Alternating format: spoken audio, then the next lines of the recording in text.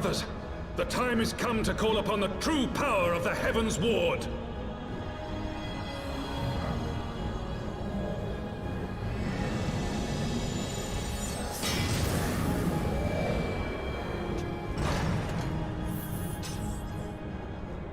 Fight me if you will, warrior of light.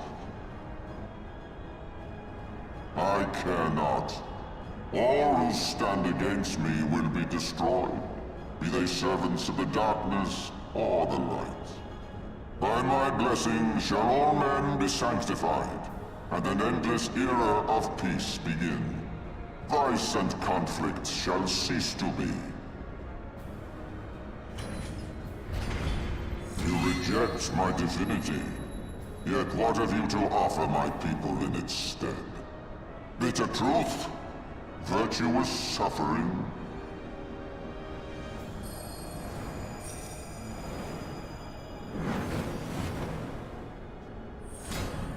No matter. If you believe your cause just, I call upon you to defend it with your life.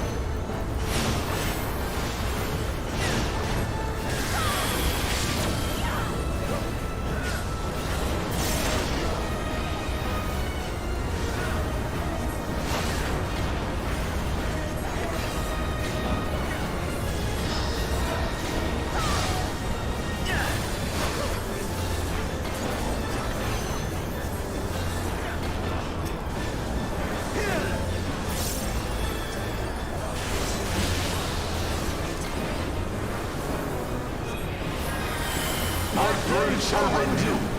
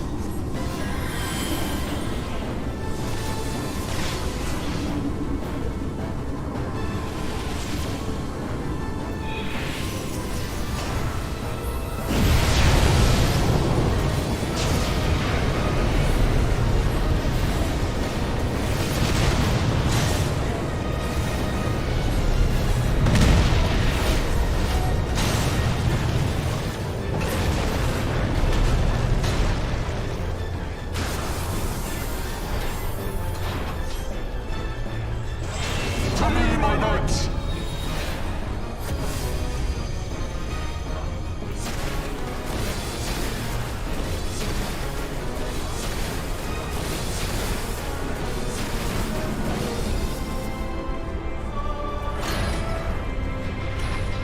I shall bury you when you're released!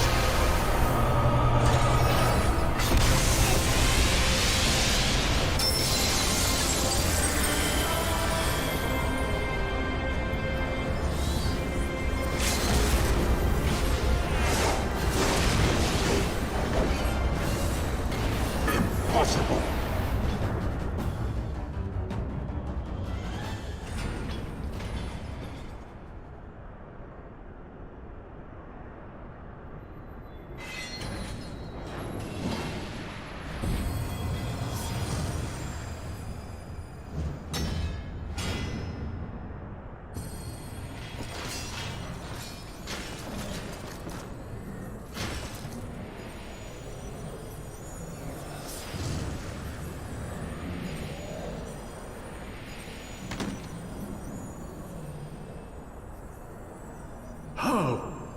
How can this be?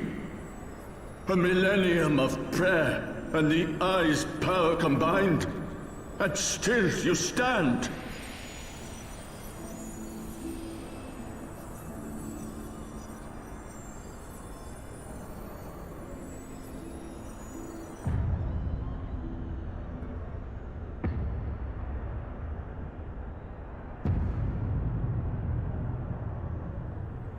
Who?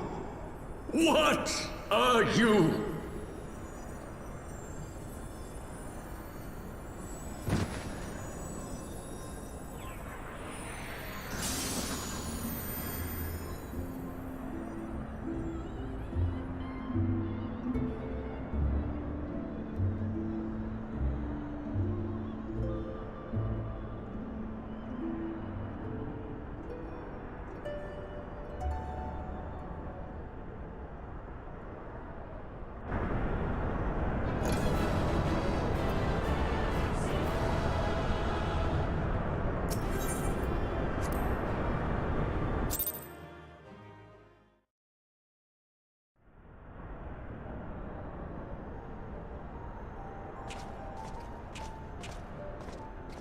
It is over then. I had hoped that mine would be the hand to end it. But knowing you, there was little chance of that.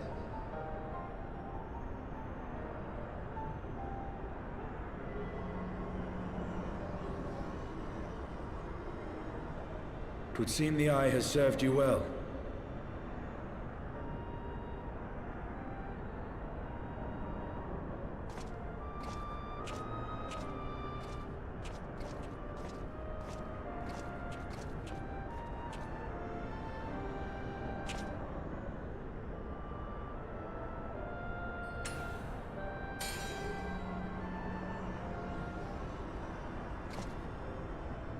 Its twin, at long last.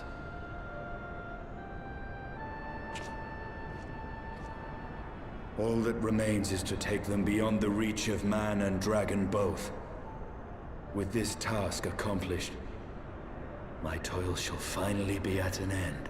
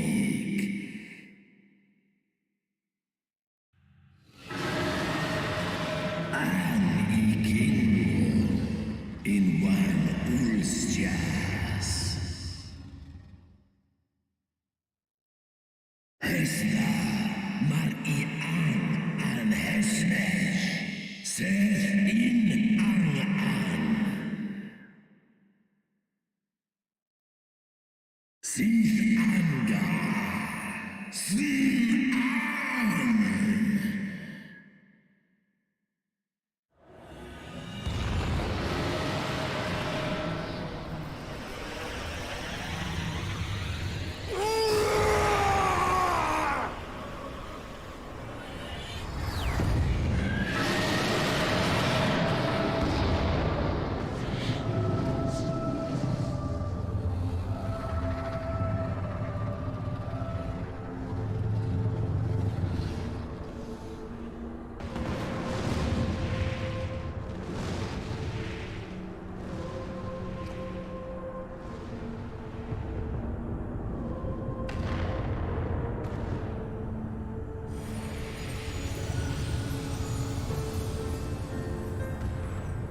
Nidhogg, my child, what hath thy fury made of thee?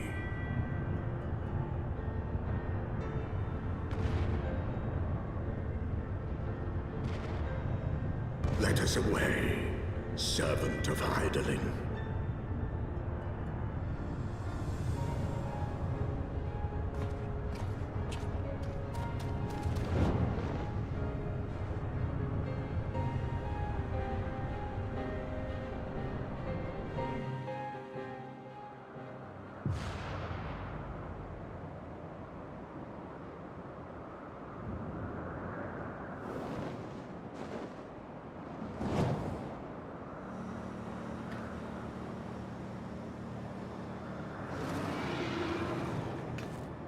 Chief! Over there!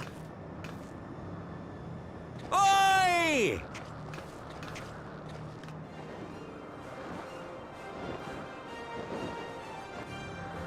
Ha ha! Gods damn it, do you always have to cut it so bloody close?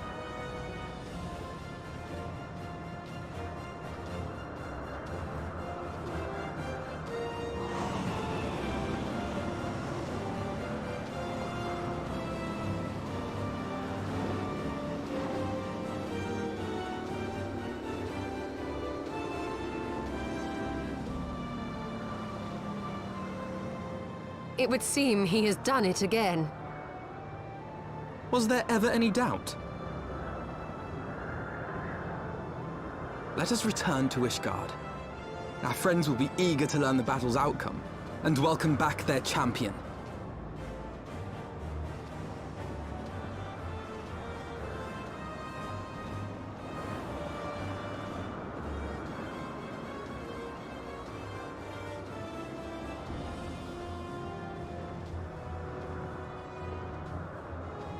Where is Estinian?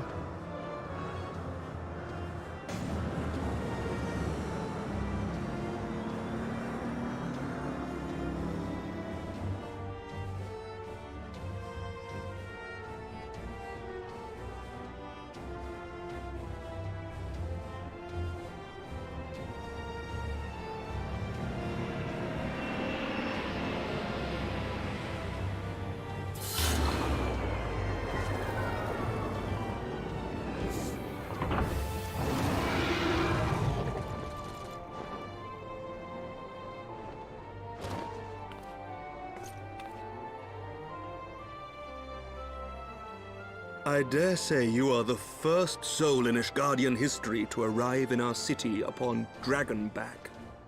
This scene shall be remembered for 1,000 years to come.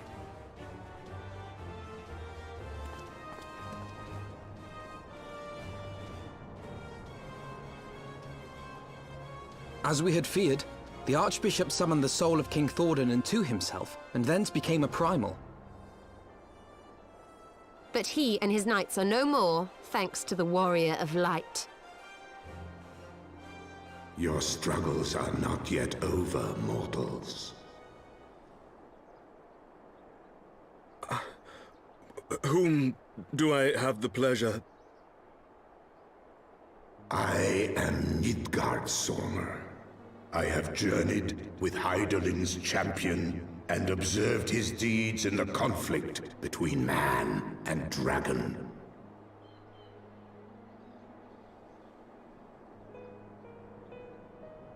Tell me, children of Thordan, do you desire peace?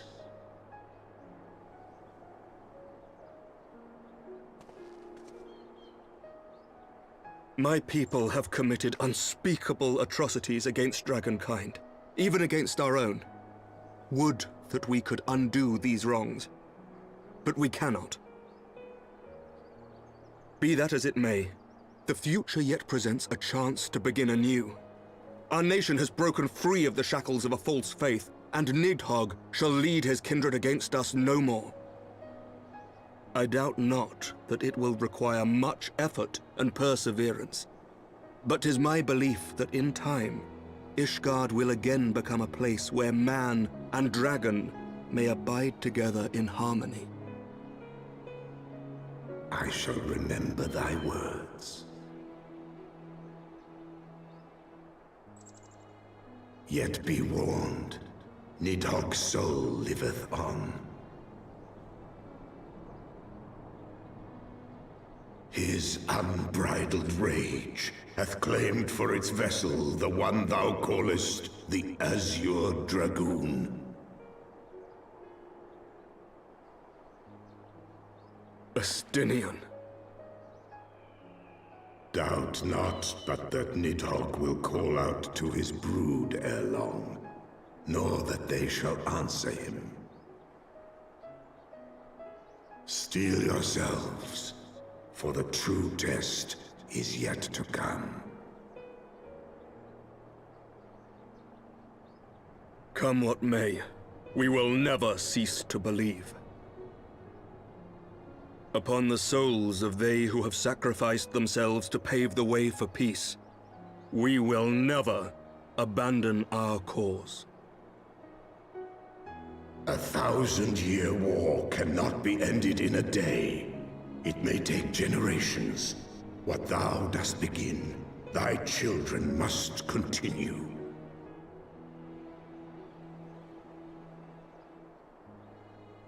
Entrust unto them thy hopes and dreams, that peace may reign again, and forevermore.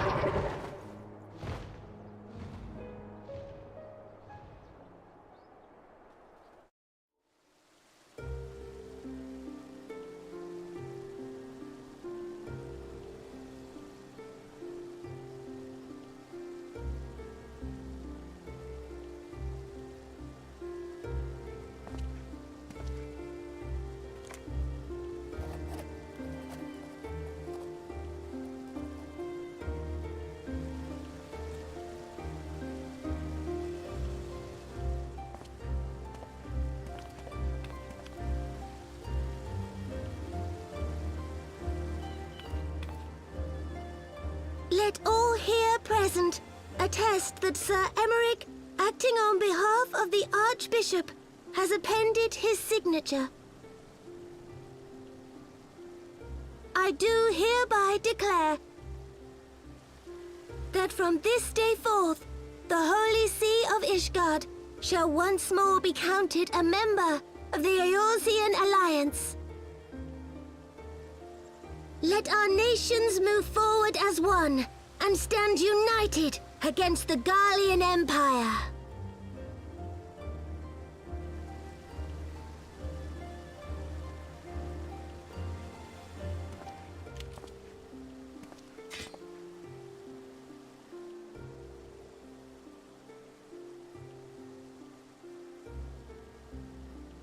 For the future of Eorzea. For the future of Eorzea!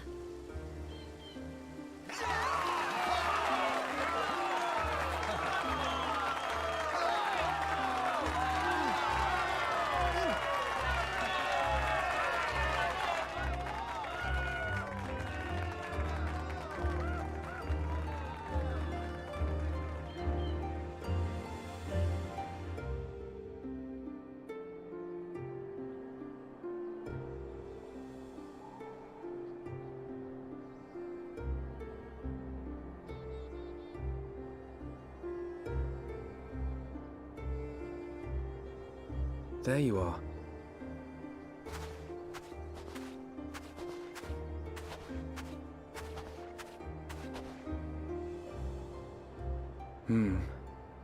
A noble monument to a noble soul.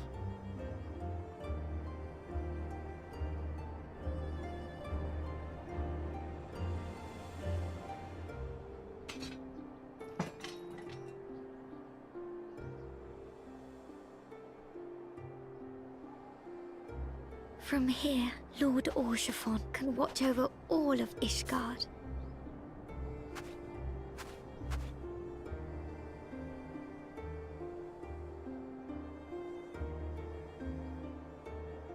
It has been a long and arduous journey, and we have lost much and more along the way. Yet come what may, We must stay true to our purpose and press on. That's right, you two. It's high time we got back to rebuilding the Scions. Which means we're going to need money! And lots of it!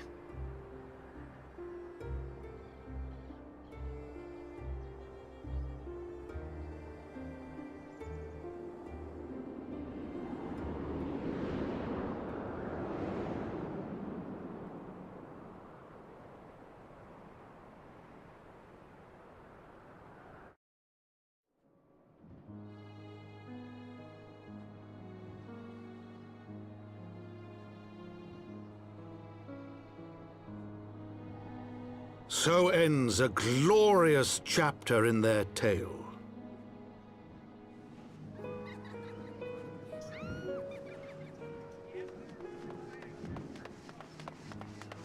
However, tumultuous days yet lie ahead for Ishgard. After 1,000 years under the yoke of the Church, the people take their first tentative steps into the unknown.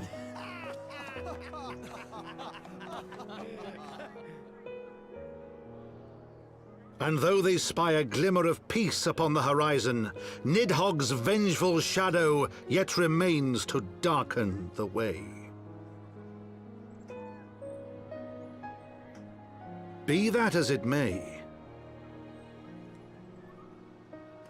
so long as the young commander of the Temple Knights and his heroic companions are there to guide them, the people may hold fast to hope. The hope that one day true peace will return to Ishgard, and that man and dragon may live in harmony once more. Let the deeds writ herein never be forgot, that they may inspire generations yet unborn to strive ever heavensward.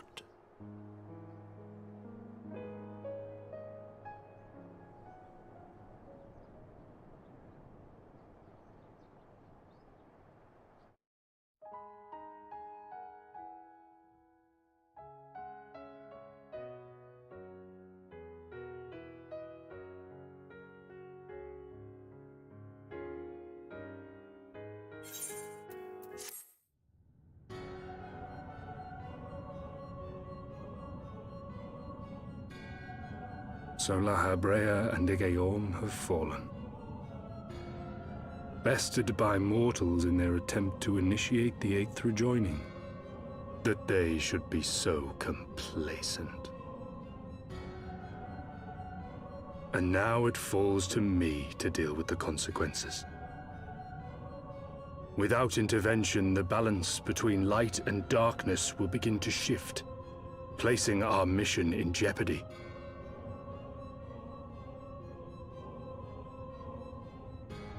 Hydaelyn's champion has grown too strong. His might encroaches upon the realm of gods. Equilibrium must needs be restored. The time has come for you and yours to join the fray. Warrior of Darkness.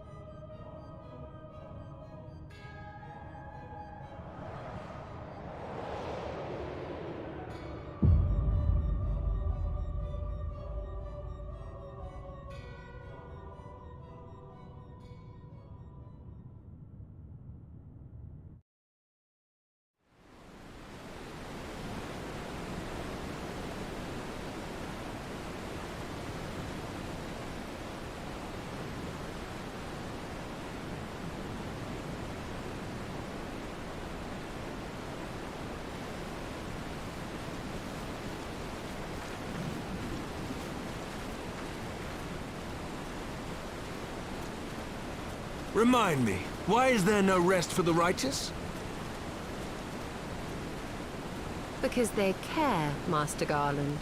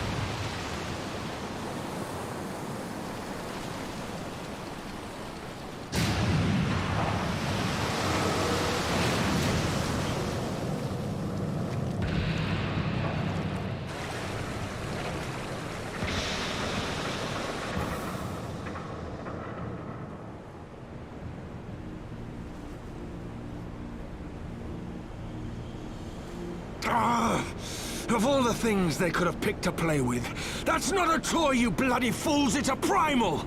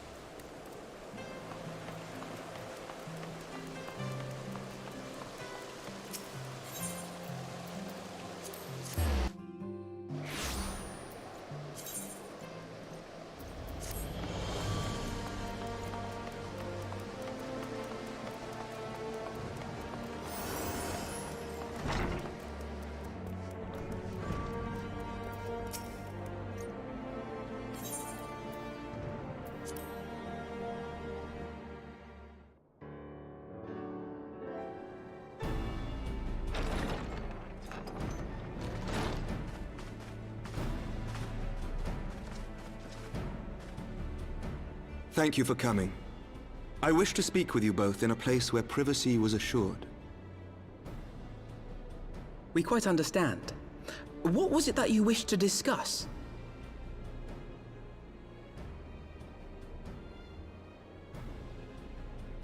With my father's passing, the seat of the Archbishop lies vacant.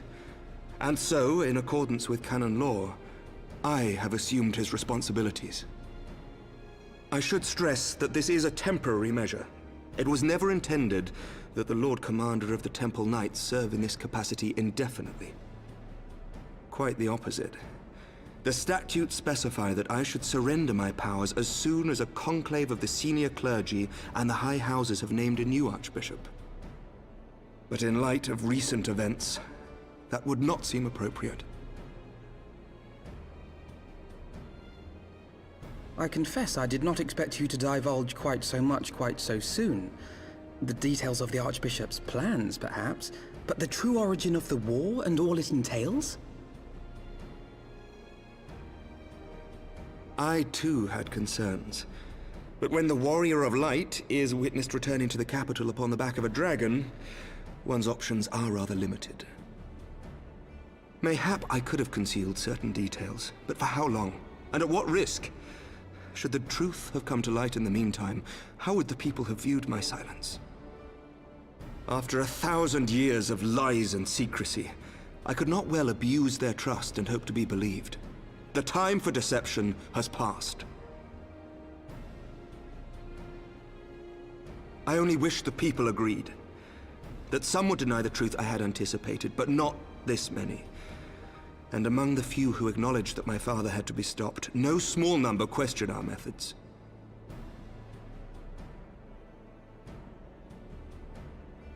If they suspect a coup, it will not be long before some turn to violence. It has already begun, and that on both sides. Men and women of the cloth are being harassed in the streets. Some have even been assaulted in the Broom.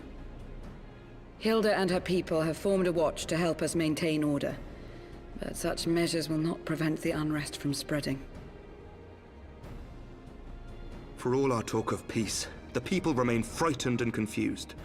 For their sake, we must bring the Dragonsong War to a definitive end.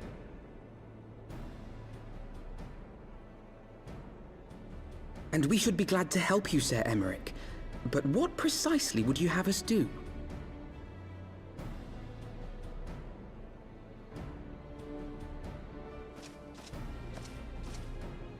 We wish to treat with the dragons of Annex Trine. To that end, I would trouble you for an escort and an introduction.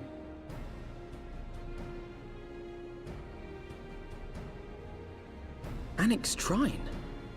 You would speak with Vidofnir, then? We must needs open a dialogue between our peoples. Acting as my representative, Lucia will extend an invitation to their leader, that she might visit us here in Ishgard. Were she still with us, I would of course have beseeched Isel's assistance in this matter. But as she is not, I must ask that you aid us in her stead. Will you do us this favor?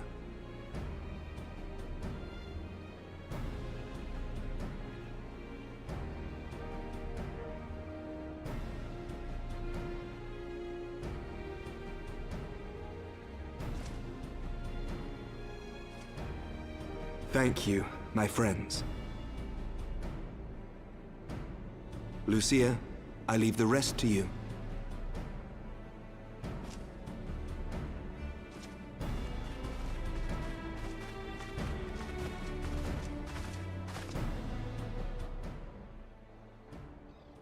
In the wake of the Archbishop's fall, the nation of Ishgard trembled, the faith of her people shaken to its very core.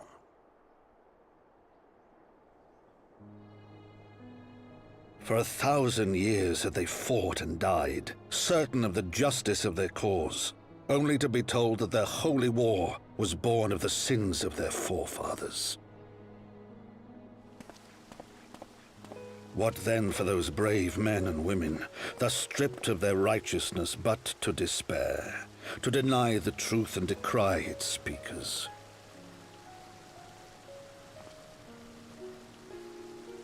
And what then for those whom they defamed but to hope on, to have faith in a brighter tomorrow?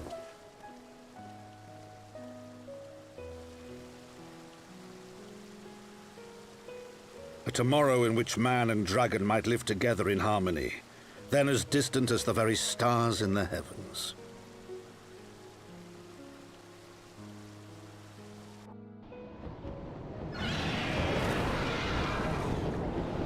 Yet while we dared to hope, deep within his lair the enemy lay, gathering his strength.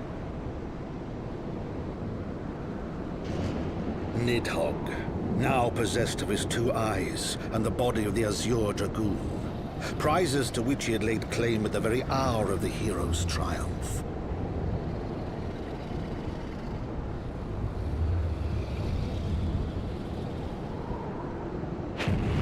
As desperately as we sought the solace of peace, the great worm craved the misery of war. Nor was he alone in his misbegotten desire.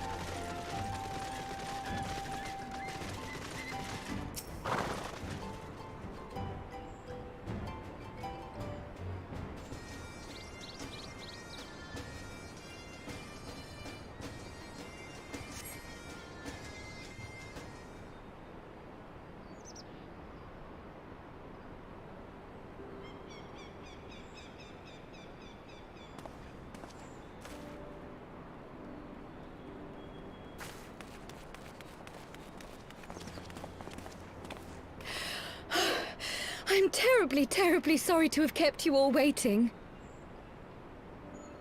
You need not apologize. We arrived but a moment ago ourselves.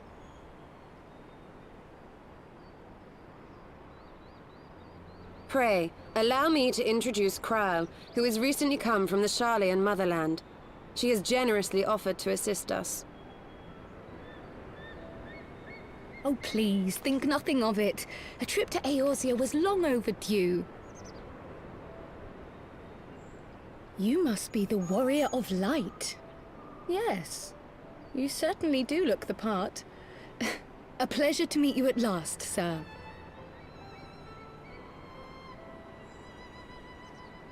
And who is that I spy but young Alpha No Levieux himself? I dare say someone's grown an ilm or two in my absence. Or are those lifts in your boots? We,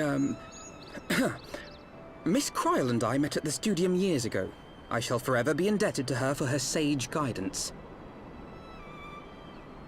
It was no small task keeping him out of trouble, believe you me. The youngest ever to enter the Studium, him and his sister, 11-year-old prodigies. Suffice it to say, social graces were not among his list of talents. Striding up to his seniors on his first day, head held high. What was it he said again? Thank you, Kryle.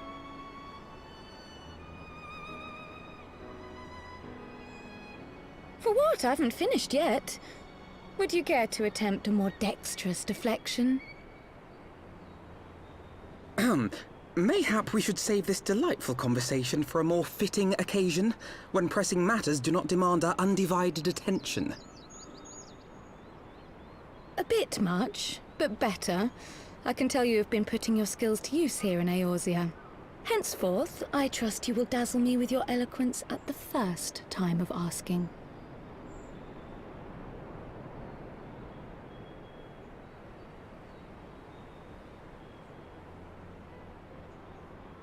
Right, on to more pressing matters. Finding Minfilia and the other missing scions. I gather you have new information to share with us. A new approach, actually. Tataru recounted the tale of your escape, and it gave me an idea.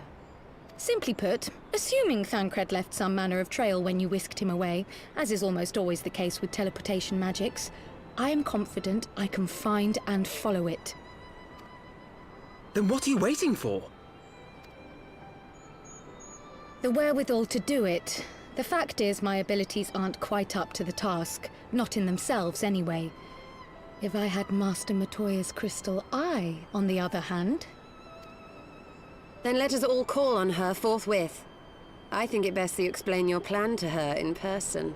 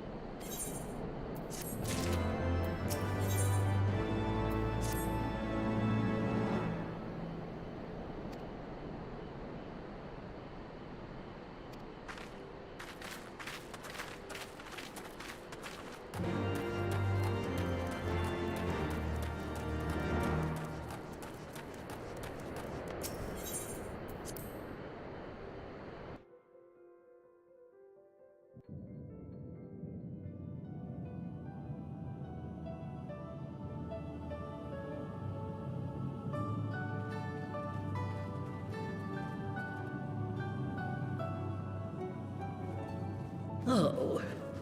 Is that trouble I smell? Or did you forget to wipe your boots on the way in? Forgive us, Master Matoya. We will be sure to wipe them on the way out. And may I say how glad I am that age has not yet deprived you of your senses. Ever so quick-witted, aren't we? To the detriment of your manners. Well, out with it then. What do you want? Pray, allow me to introduce myself, Master Matoya.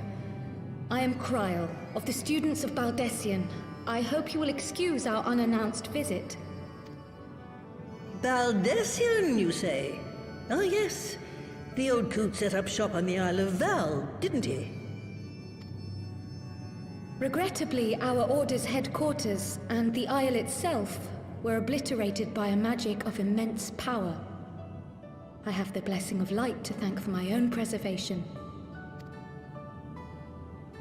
Kryl, you too possess the Echo. Well, yes, of course I do. Our order is devoted to uncovering the mysteries of Hydaelyn and interpreting her will, particularly through the study of her gift to us. It was in the course of these studies that I met and subsequently befriended Minfilia. She and I have rather a lot in common. I had no idea. You weren't supposed to. Not that I wanted to deceive you, you understand, but precautions had to be taken. Yes, that's all well and good, but you still haven't told me why you're here. The students of Baldessian are gone, and there is naught I can do to change that. But the scions of the Seventh Dawn can yet be restored, and my dear friend found. You have in your possession an ancient crystal of light, one you call your crystal eye. I believe I can use it to focus my abilities and locate one of the missing scions. And there I was, thinking you might want to make use of my years of experience. Oh, wait here.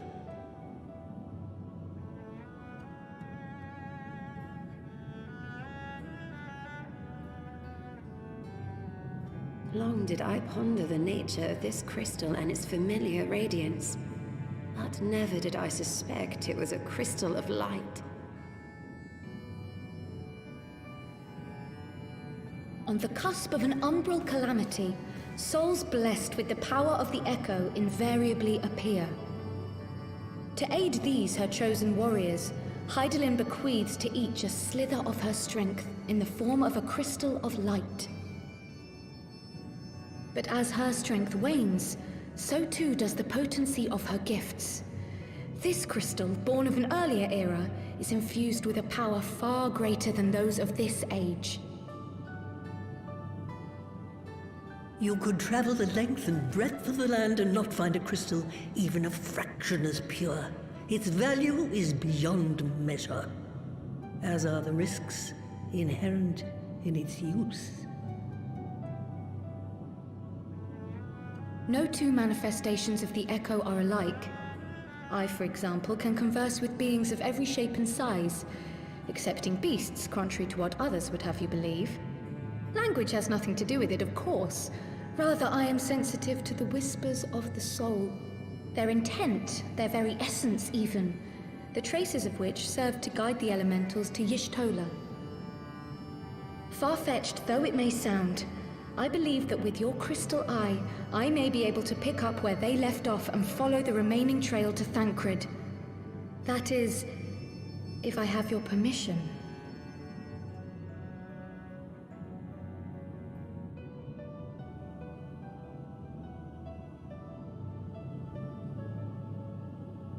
Well, the poor sod's not going to find himself. So, as long as you don't drop it or take it out of my sight, you may do with it what you will. Thank you, Master Matoya.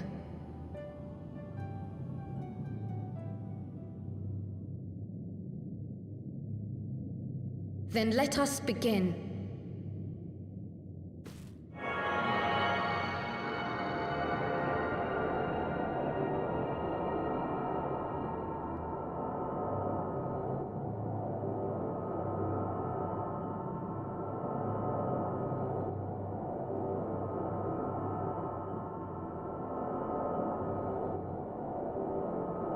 From the Black Shroud, the trail continues to the north and west, towards a mountain, the foot of Som Al. It was a near thing, but he was not deposited within the rock, I think.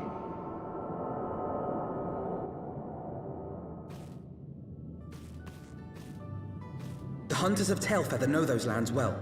I say we begin our search there.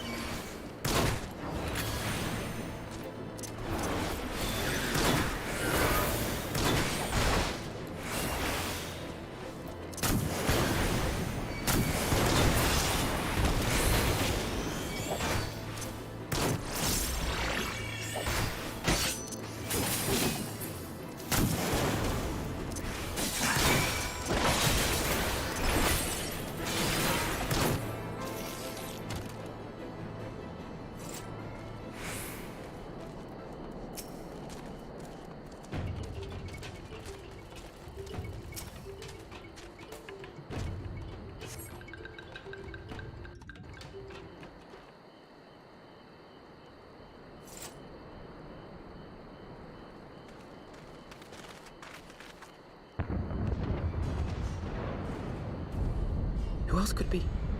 Thancred! It could be Thancred! We must hurry!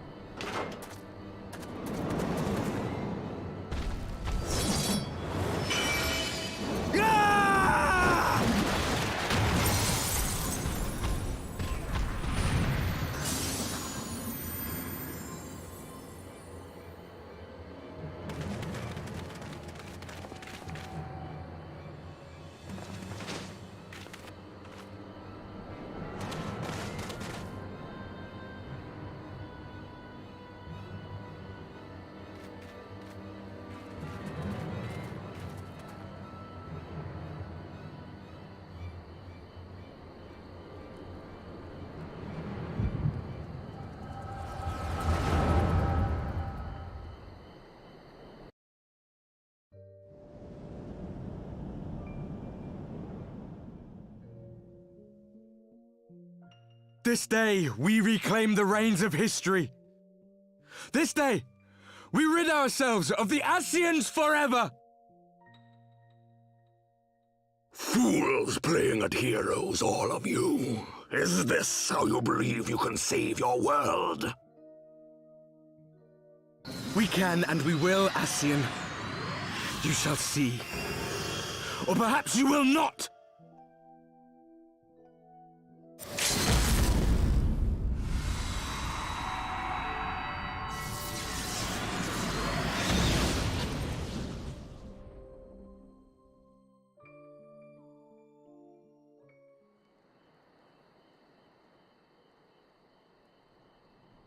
So you are the warrior of light, the savior of Eorzea.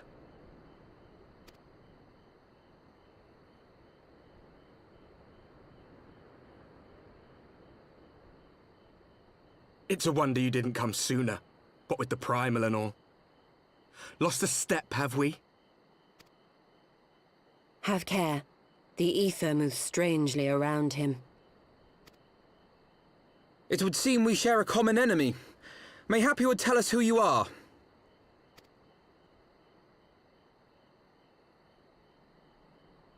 Shall we show them?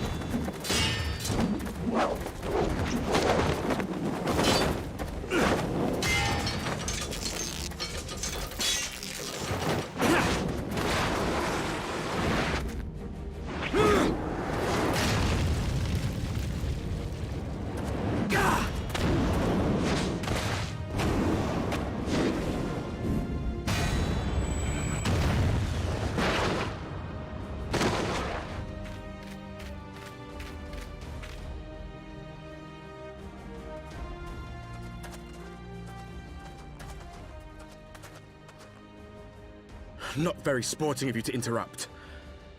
But so be it.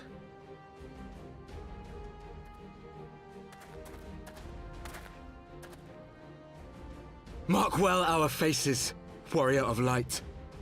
For we are the warriors of darkness. Walkers of a different path. And we shall meet again.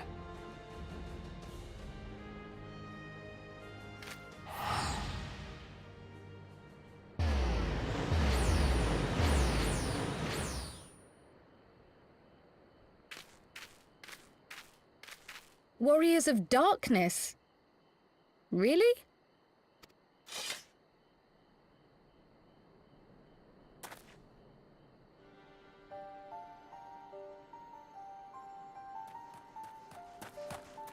Thancred! Are you all right?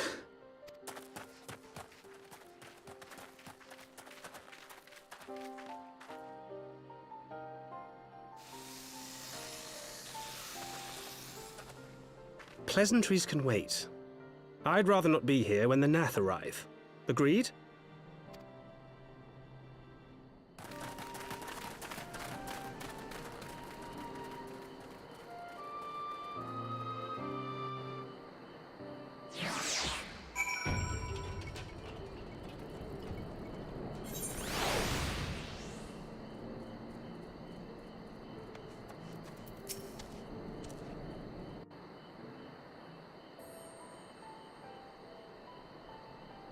Suffice it to say, our reunion was not at all as I pictured it. Waiting until the last instant to join the fray. 'Tis plain you have not lost your appetite for the dramatic. My appetite for the dramatic? Have you forgotten the circumstances of our parting? The heroic last stand, the tunnel filling with light, and then... Had I known you intended to use forbidden magics to deliver me to some gods-forsaken wilderness, I would have thanked you in advance. Thancred.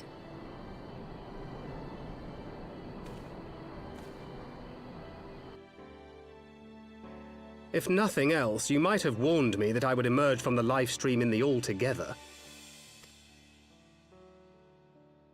Eventually, I managed to fashion knives from some obsidian I found, and set about hunting for meat and hides. Given that I'm not all that skilled in leatherworking, it's probably for the best that I met the Vath before I was reunited with you.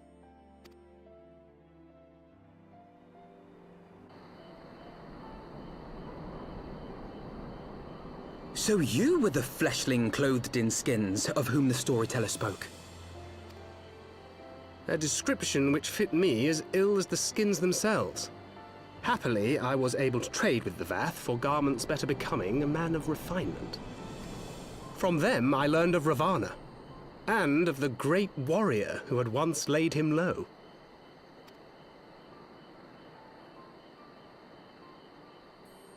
And thence did you conclude that were you to track the Primal's movements, it would surely bring you into contact with the Scions once more.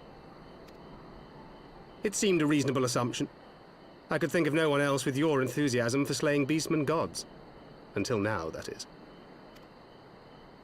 Ah, yes. The self-proclaimed Warriors of Darkness. 'Tis only fitting that they stand in opposition to the Warrior of Light, I suppose. I glimpsed the leaders past, if only for a moment. They were confronting a man in black. An Ascian, I think. If these warriors are capable of doing battle with Ascians and Primals both, they must be possessed of powerful protection. Protection not unlike the Echo.